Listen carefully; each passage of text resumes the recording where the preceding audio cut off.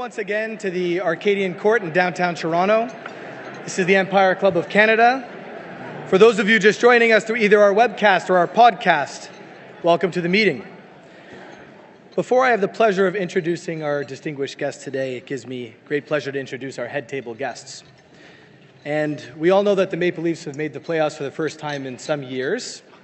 We can clap for that. And what I'd like to ask all of you to do today is clap just as loudly for our head table guests as you're going to cheer for the Leafs tonight, okay? So first, the Honourable Charles Sousa, Ontario's Minister of Finance.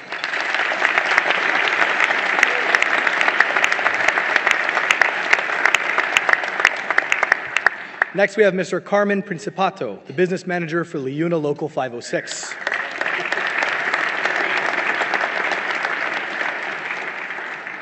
Mr. Bob Richardson, Executive Vice President of Public Affairs at Edelman.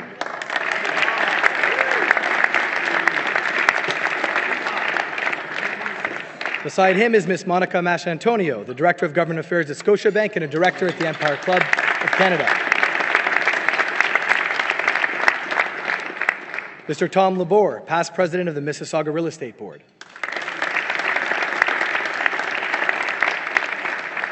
Ms. Michelle DeManuel, President and CEO of Trillium Health Partners.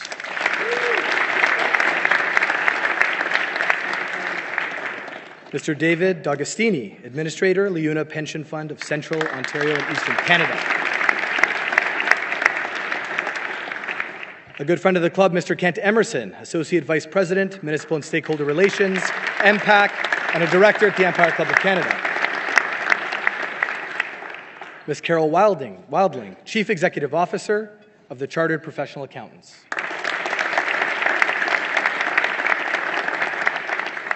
And once again, my name is Paul Fogelin. My day job, I'm the Vice President of the Ontario Retirement Communities Association and the President of the Empire Club of Canada. Ladies and gentlemen, your head table guests.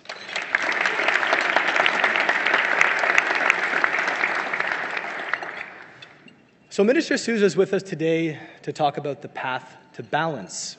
It has a nice ring to it, doesn't it? Balance is a commendable goal. It's something most of us seek in our personal lives, but rarely achieve. In the realm of government, the balanced budget has become the gold standard against which ministers of finance are judged, fairly or unfairly.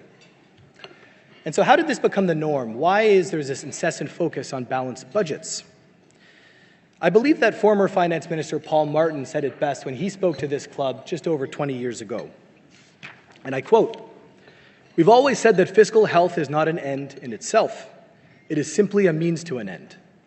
It gives us the strength to move on, to address our problems before they arise, and to manage ahead. Our goal is the goal that we share with each and every one of you, to prepare Canada for the new millennium, for a new economy, and to succeed in an era of unprecedented change," end quote. So almost 2 decades after that speech, the sentiments still resonate. A balanced budget is in many ways a symbol of stability. And right now, perhaps more than ever, people are seeking stability in an increasingly unstable world. Minister Sousa will soon be presenting his 5th budget. Hopefully we'll find out the date soon, perhaps even today. No pressure, Minister. Either way, his upcoming budget looks to be a historic one. Believe it or not, since 1970, there have only been 8 balanced budgets in Ontario. If commitments are met, this will be the 9th. The budget will be the accumulation of a multi-year plan to eliminate the deficit. But it has not been a plan merely to focus on the bottom line. Since the onset of the global recession, the Ontario government has also been focused on growing the economy, helping create jobs, and providing the programs and services that Ontarians rely on, like healthcare, education, and supports for seniors. Today, Minister Sousa will be describing the choices that his government has made to bring Ontario back to balance, the principles that guided those choices, and moving forward, what a balanced budget means for creating greater opportunities for families and businesses. Charles Sousa is, of course, Ontario's Minister of Finance. He is also the MPP for Mississauga South. He led the negotiations with the federal government and other provinces to enhance CPP. He possesses an extensive background in the financial sector, working at RBC Financial Group for more than 20 years in commercial banking. And I want to end on a very brief personal note. For the last year, I've lived in the riding of Mississauga South. And knowing that the best way to ingratiate oneself with your new neighbours is to talk politics, soon after moving in, I asked my neighbours, what do you think of our MPP? And the response was, this is a true story, Charles, the response was unanimous. So regardless of partisan affiliation, everybody respects Charles Sousa. And he works hard for the people of his community. So ladies and gentlemen, I'd like you to join me in providing a very warm welcome for Ontario's Minister of Finance, the Honourable Charles Sousa.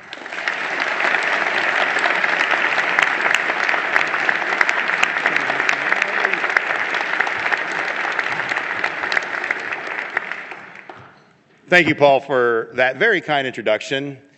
He's my boss, after all. As you can tell, he's a constituent, and we go out of our way to make our constituents feel happy in Mississauga. So I hope you got a nice welcome basket when you moved in. I'm delighted to be back at the Empire Club. We have leaders from many industries, from labor, academia, from business, and from the public sector.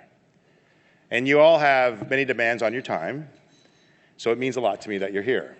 It means a lot to me that my colleagues are here.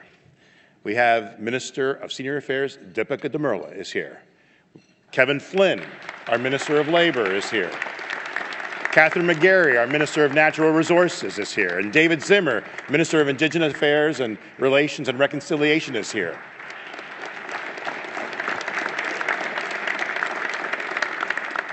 I believe my parliamentary assistant and someone who helped with this budget, Yvonne Baker, is here. MPP Han Don is here. And together we can make some policy right here on the fly. Well, let's save that for after I do the budget. And another colleague of ours is MPP Vic Fideli, the finance critic for the PCs, is here as well. I think I'm taking questions after the speech, and please do not allow Vic Fideli to ask a question. I also wish to recognize my staff at the Ministry of Finance, as well as from the Premier's office. But I'd like to a special shout out to my Chief of Staff and the Deputy Minister of Finance, who are here as well. They and our outstanding team have been burning the midnight oil to get this budget ready. So they deserve a big round of applause for the hard work they do.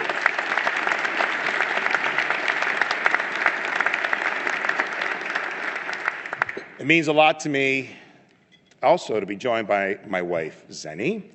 She's very generous. She supports many causes, including a lost cause like me. Stand up, Zenny, so they know you're here.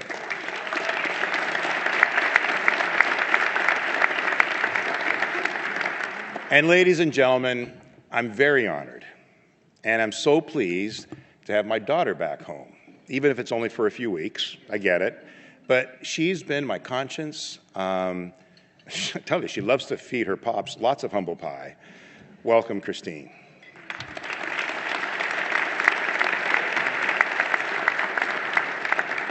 As mentioned by Paul, I have the privilege of delivering my fifth budget soon. I look forward to sharing it because many of you have had a hand in our strong recovery. So let me begin by saying that Ontario's 2017 budget will be presented on April 27th, and it will be a balanced budget.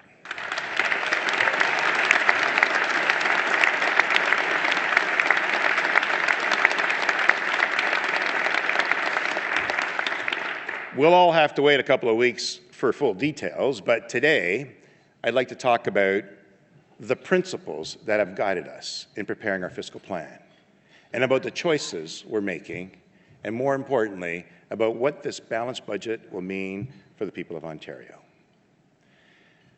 I also have to take a pause because I forgot to introduce someone who's very special in the process that I've been engaged with in every budget that I've done. And as you can appreciate, institutional memory in the work we do is critical. And at times, you have to bring somebody back to help you guide your way through it. And folks, the senior intern at the Ministry of Finance is a gentleman who has been in government for a long time. Please give it up for Jerry Phillips. There he is.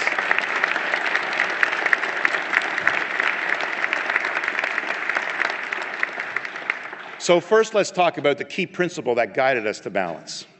And to do that, we have to go back to the start of the global recession. It was a hard time. It tested people and countries around the world. Some estimates put the total loss at $15 trillion worldwide. It had a devastating effect on global revenues, including Ontario. Ontario lost more than 270,000 jobs. And we all know of someone, a friend or a family member, who suffered. All of us, the government included, were faced with tough choices, important choices.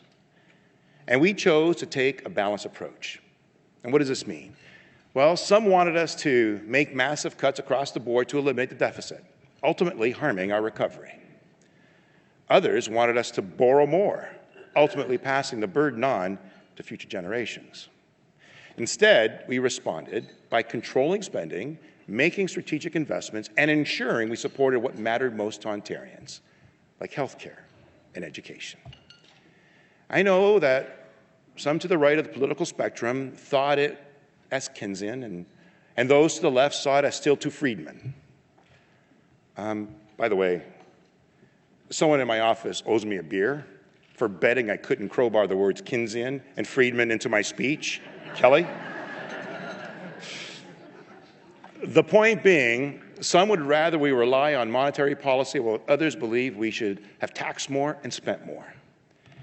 For our government, it was not about economic theory. It was about keeping people working, keeping services running, so that families could get through the recession without losing their homes, so that kids could continue getting a great education and prepare for the future, so that when you needed to go to hospital, you'd receive great care. Families mattered most. That was and is our core principle. In the end, what we did was not only the right thing to do ethically, it was the right thing to do economically. But we did more than that. We also addressed expenses. We did what many do in their household budgets. We looked for savings. We froze salaries across the public sector. We transformed programs and services to make them more efficient. We took a hard look at measures and policies that were no longer effective. And ultimately, we saved $500 million a year. Ontario is the leanest government with the lowest per capita spending of any province. On health care alone, our government enhanced services and reduced wait times while holding growth and spending to 2%. But while we found savings and improved services, some still suggested that we should tax more, without regard for businesses that create jobs. So we cut taxes to help businesses. We stimulated growth. During those turbulent times, we made historic investments in schools and hospitals, roads, bridges, and public transit, much of which is helping move goods to market faster in our just-in-time economy. We're continuing to invest $160 billion over 12 years to add more LRTs, subways, and quadruple the number of trips on GO Transit, one of the largest regional express rail systems in North America. These are smart investments. The Centre for Spatial Economics estimated that for every dollar we invest, today, GDP rises $6 in the long run. What does this mean? Businesses become more productive and wages improve. It's the same principled approach we took to protecting workers and jobs in the auto sector, so that today, jobs are back. Since the recession, we've added nearly 700,000 jobs. These are good jobs, majority being full-time in the private sector and in industries paying above average wages. And exports are up. We have seen gains in manufacturing, retail sales, and financial services. Household incomes are up. Just this morning, we announced that real GDP increased by 2.7% in 2016. We beat private sector forecasts. That's twice the rate of growth for Canada. It's better than Germany's 1.9%. It's better than the US at 1.6%. It's better than all of the G7 countries. And I want to be clear, this is not just a Toronto economic recovery story. Across Ontario, we're seeing more growth and more jobs. Our unemployment rate has been below the national average for 2 straight years. Windsor's unemployment rate dropped from 9.8% in 2015 to 6% in 2016, just in 1 year, reflecting the resurgence in manufacturing. In Guelph, unemployment fell to 4.8%. In Oshawa, the rate fell to 5.9%, driven by growth in services and construction. More people are working, but there's still more to do. Our principle remains the same. do what is best for families. Which brings me to my second point, the choices we are making in this budget. The world has changed a lot since 2008, but the principles that guide us have not. When we look out over the economic landscape, each and every day, our focus as a government is to keep building opportunity for our people and to support the vital services that our families depend on. For example, we heard loud and clear that hydro rates are too high. And that's because for decades, successive governments of all stripes failed to make investments in the grid. It was the worst of all possible worlds, a system that didn't produce enough power, and much of what it did produce was dirty. We had blackouts, we had smog days, and we were falling behind in the race to lead in clean tech. So we decided to fix it. And today we have a cleaner energy grid that is the envy of North America. We invested $50 billion to build new power and 15,000 kilometers of new transmission, one that supports thousands of new jobs, building integrity and reliability in the system. But fixing all this ahead of the Rust Belt states and neighboring provinces has come at a price. Although these are long-term capital assets, people are seeing more upfront costs on their bills today. So we're financing these assets over a longer period of time and cutting household electricity bills by 25%. And we're capping that rate of increases to no more than inflation over the next 4 years. This cut will provide real, substantial relief for families. And it is fairer because it doesn't ask today's generation alone to pay the entire freight.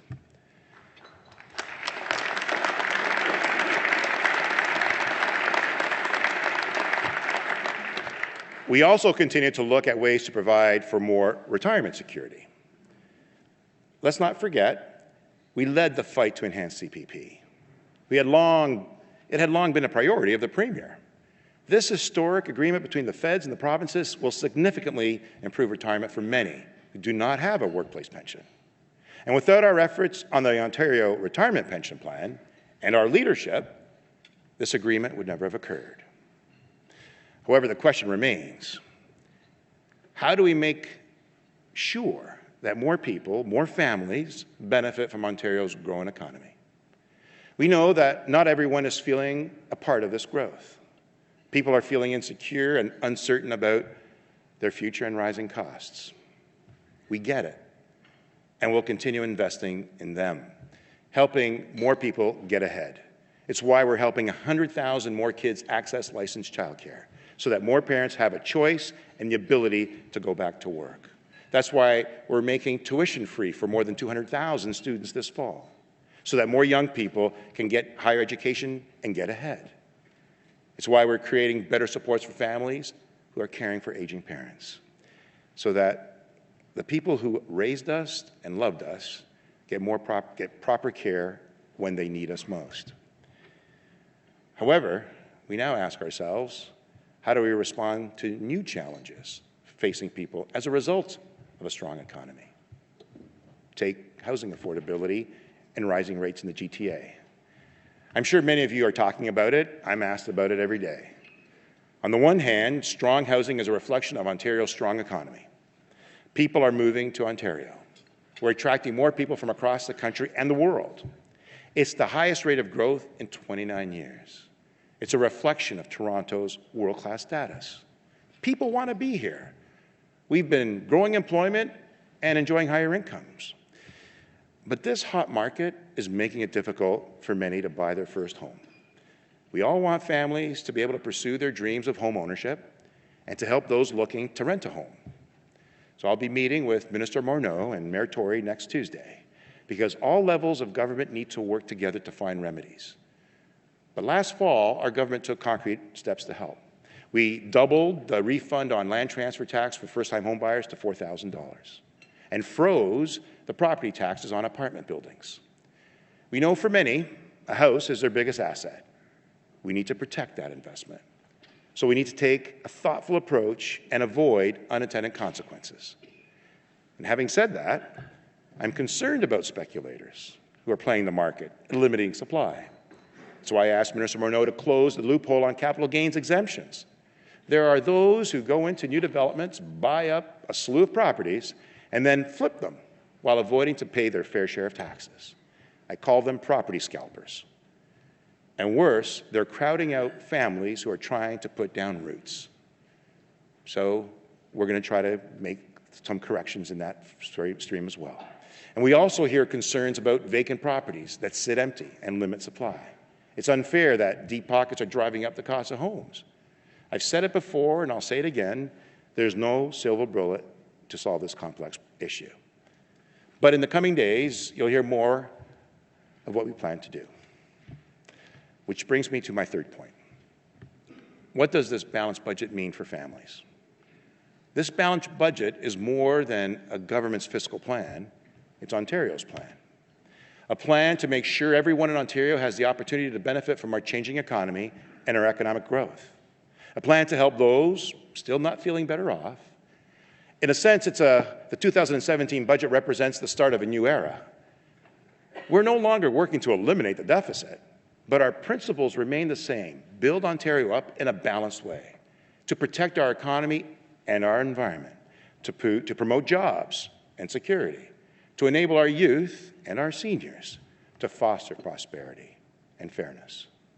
We'll continue to create opportunity for Ontarians. We'll continue to protect workers and consumers. We'll continue to protect our air, water, and habitat, even when some are threatening to rip up agreements to cap carbon emissions and pave the Greenbelt. We'll continue to build on what matters most to families.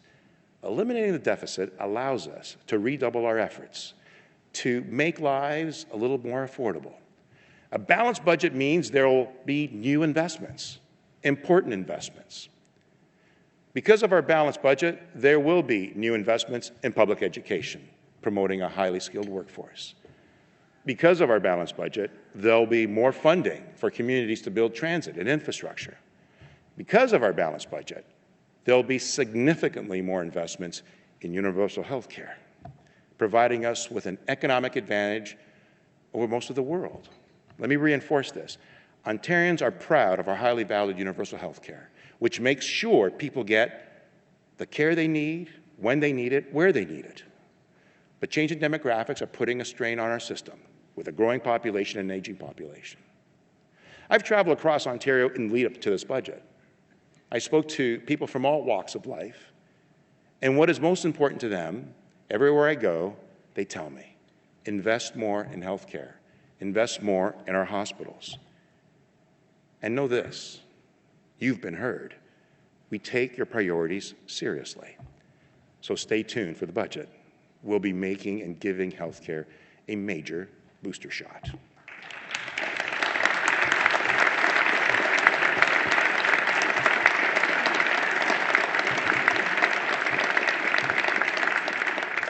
One that will make Ontarians even more proud.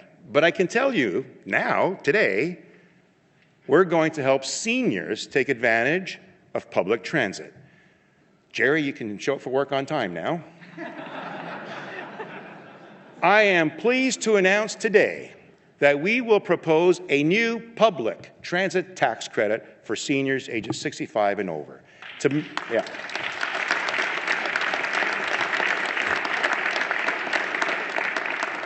To make it more affordable for them to go to the gym or the library or take their grandkids to a concert, something hip, like Gordon Lightfoot. Come to think of it, he'll be eligible for the tax credit too. This is just another example of how we're making things more affordable and better for our seniors. Coming to Balance also provides flexibility to compete. Coming to Balance builds confidence. Coming to Balance helps businesses expand to new markets. Ontario's corporate income tax rate is lower than any U.S. state, and the corporate tax measures being proposed in the U.S. are an attempt to catch up. However, a strong relationship with Ontario supports good jobs on both sides of the border, and we're making sure American partners know that. New York State's recent decision to drop Buy American provisions from its budget shows that they understand and appreciate our ongoing partnership. It also reflects our Premier's outreach to key U.S. governors who rely on trade with Ontario. Back in 2009, we had major challenges. the deficit was $19 billion. We made a promise then to chip away at it carefully, and we did. In 2011, the deficit was $13 billion. In 2014, it was $10 billion. Last year, it was $2 billion. It was a principled approach, and we never wavered from it, because we believed then and we believe now in balancing the books. In fact, we achieved 3 balanced budgets before the recession.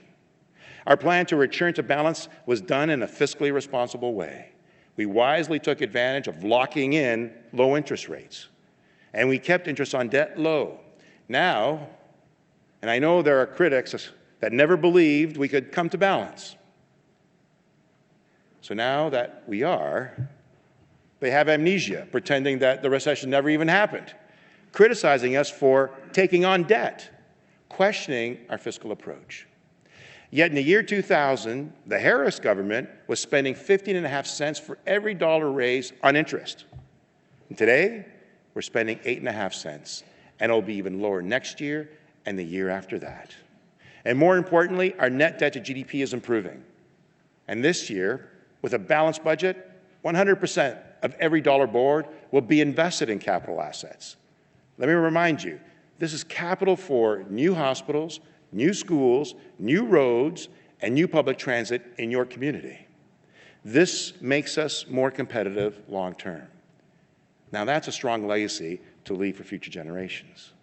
So when critics tell you that our debt used for capital investments will be a burden on our kids, they miss the point. I have 3 wonderful children, all in their 20s. And as their father, I feel an obligation to them, to give them a better life, just as my dad did for me. And I strongly believe that not making these investments would have placed a greater burden on them. It would have slowed economic growth, created fewer jobs, and saddled them with much higher costs of making those necessary investments in the future. The path to balance has not been easy. There have been challenges, no doubt, and there'll be new ones.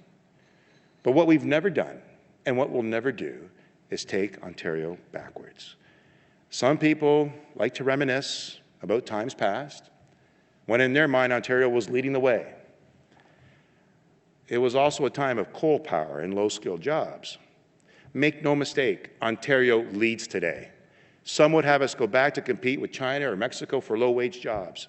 We know that's not realistic, and it ignores the fact that Ontario is succeeding and leading today in advanced manufacturing.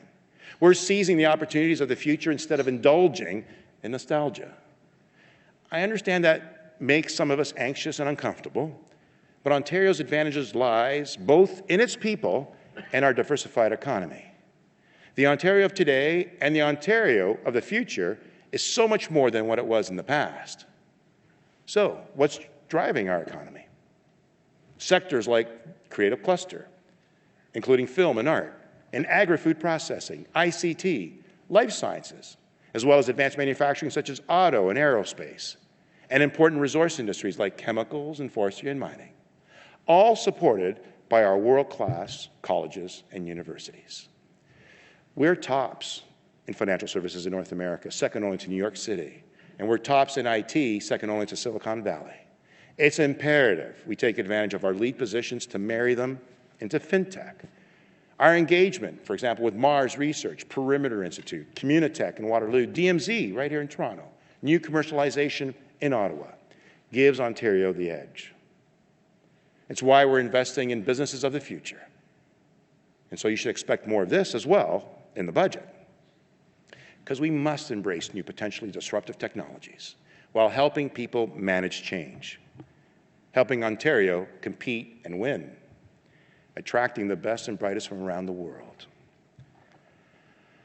Along our path to balance, we've stayed true to our principles. These are things we learned from our parents and grandparents. They worked hard and wanted a better life for their kids and grandkids. I'm motivated not only to make my father proud, I'm motivated to make his granddaughter proud. And I want what every father cares about, to give my daughter a better life too. I hope you'll see the principles of a province and its people reflected in the choices we make. This budget is the beginning of a new chapter for our province. over the next 2 weeks, as we take the final steps on our path to balance, my colleagues and I will be making a series of important announcements to help you and your family, and my kids too. We'll build on what we have all accomplished together, a stronger, healthier Ontario. Thank you.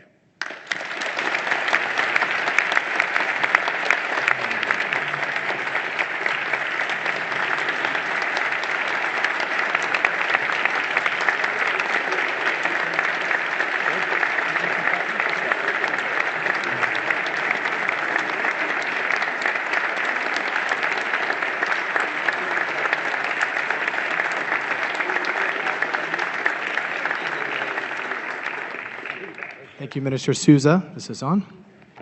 The Minister has generously offered to take some questions from the floor. Except Vic Fideli. Except Vic Fideli. So if you do have a question, raise your hand. There'll be a mic brought over to you. And while you're all racing to put your hands up, I'm going to ask the first question, Minister. Okay. I think everybody's very interested in housing prices, and you addressed that in your speech. And you mentioned you have the meeting with Minister Murnau and Mayor Tory coming up, and you used the term scalpers, was it? Real estate scalpers. I know you can't tell us everything, but can you give us a little more information on what you think might be a solution to those folks? You know, in this room, there's a lot of experts on this issue.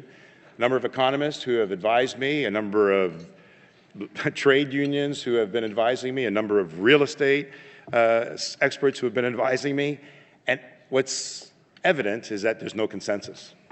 What's the major concern is the unintended consequences of any decision we make. But what's obvious, of course, is that there's huge demand because Ontario is growing and it's attracting so much more to our province and to this region specifically.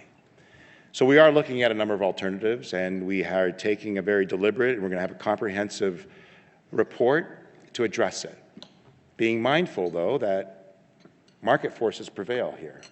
So we're going to need to avoid any overcorrection, but at the same time, taking the steps necessary to temper the market because, as many have already stated, something must be done. And in short order, you'll see some of that coming forward. Thanks, Minister. So anybody with a question, please raise your hand. We have one over here. Good afternoon, Minister.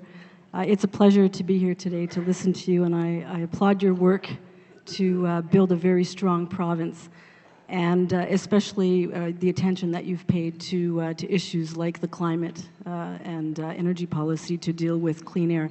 There's another pressing issue in the city of Toronto, which threatens to become more pressing over time.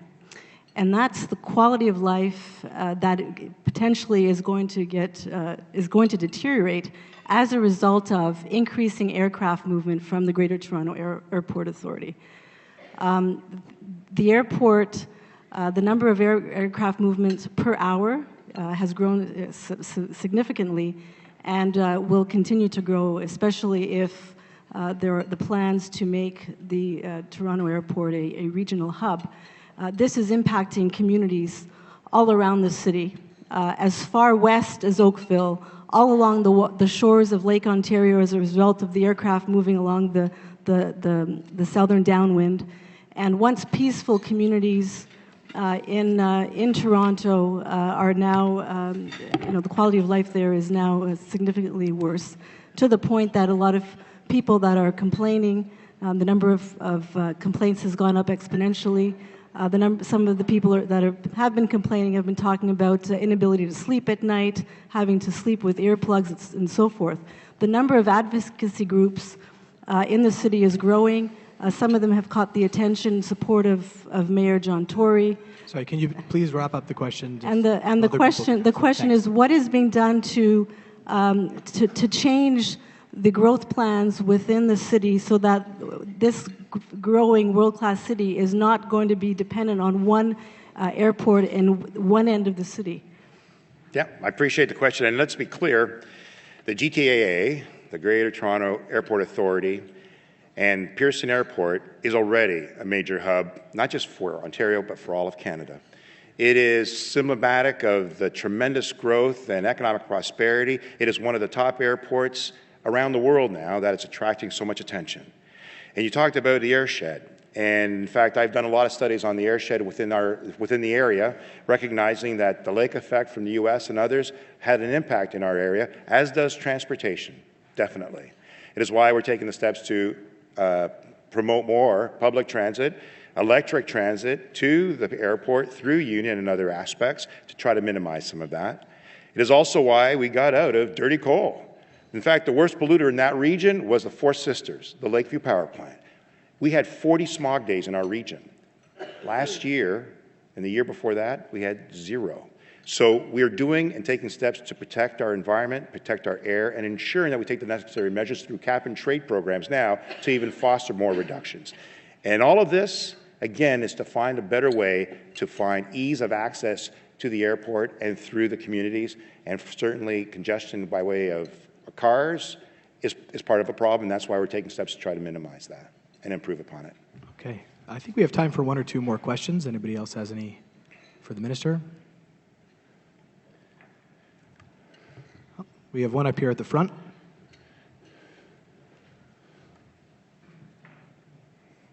Okay, this is an actuarial question. Hello. Hey there. Don't worry, Charles. This has nothing to do with pensions. No, okay. My question relates to something which is very, very important to all of us, the Toronto Maple Leafs. And you indicated that in your budget you're going to have something in there to control house prices in the GTA. My question is the prices of Toronto Maple Leaf hockey tickets. Will you be doing anything to get those under control? So I got enough quorum here now to do something about that. If I can get the rest of my colleagues in cabinet to immediately pass a resolution to ensure that only actuaries get free tickets to the Maple Leafs. Let's do that. Go Leafs, go. They're going to win this year. Well, maybe we'll see. Oh, by the way, we're balancing the budget. I'm not sure if you know that.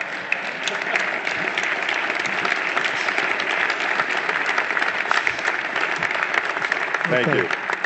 All right, I think one more question, Leafs related or otherwise. That was it. We're balancing the budget this year and next year. He's going to ask about and the year after that. Hello, Charles. Hey there. Can you tell me how the revitalization of the OLG is going to affect all of Ontario for us? Well, thank you for that question.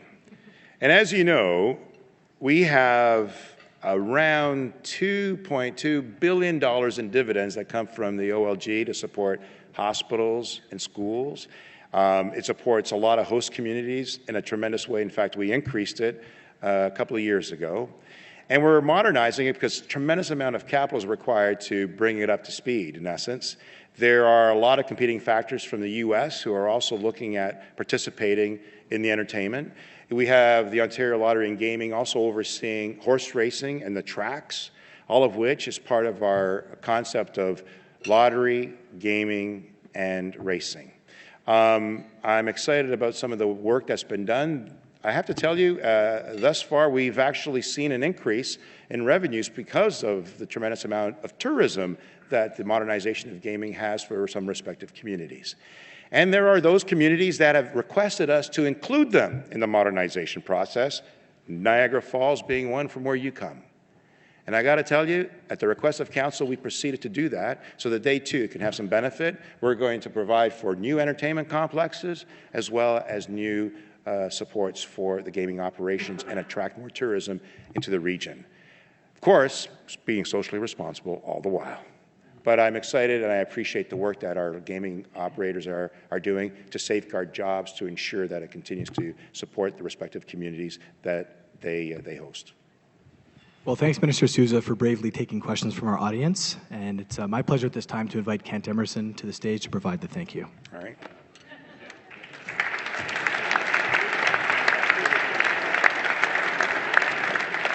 Minister, thank you for that news-making speech.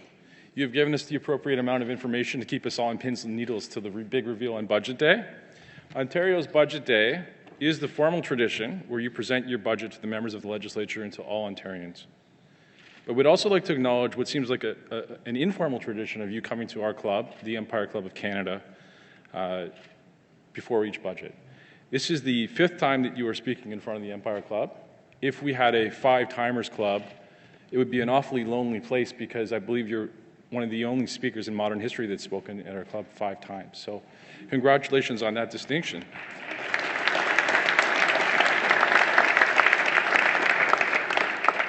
Much has changed since you first addressed our club in 2013, but not your resolve to make the right choices.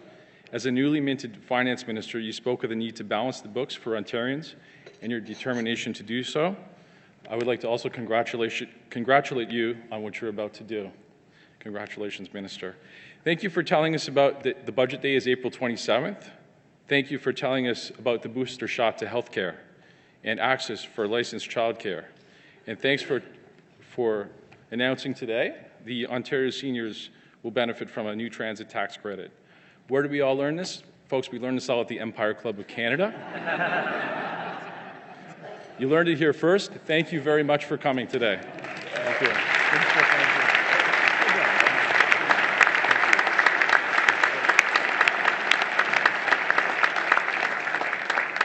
Thank you, Kent. Is this still on? Thank you, Kent. I usually go back to the podium for the end, but this is more fun with the hand mic. So thanks, everybody, for attending today. A few more housekeeping items. We simply couldn't host lunches like this without sponsors. We're a not-for-profit club, and so I'd like to provide a very generous thank you to our lead sponsor for today, Liuna.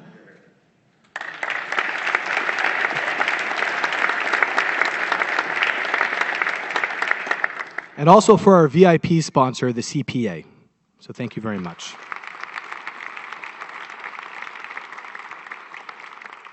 I'd also like to thank our media sponsor, our print sponsor, the National Post, and MediaEvents.ca, who does all our online streaming. And finally, we've been around since 1903, but we have moved into the 21st century, and the Empire Club is active on social media. So please follow us on Twitter, Instagram. I think we even have Snapchat. I don't have Snapchat, but the club has Snapchat. So please follow us. And one final plug. April 27th is obviously a big day, but we are also hosting Michael Chong at the Empire Club. So if you could find your way to make your time to make your way to the Empire Club that day, and also to follow the budget, that would be greatly appreciated. So have a fantastic afternoon, and go Leafs go.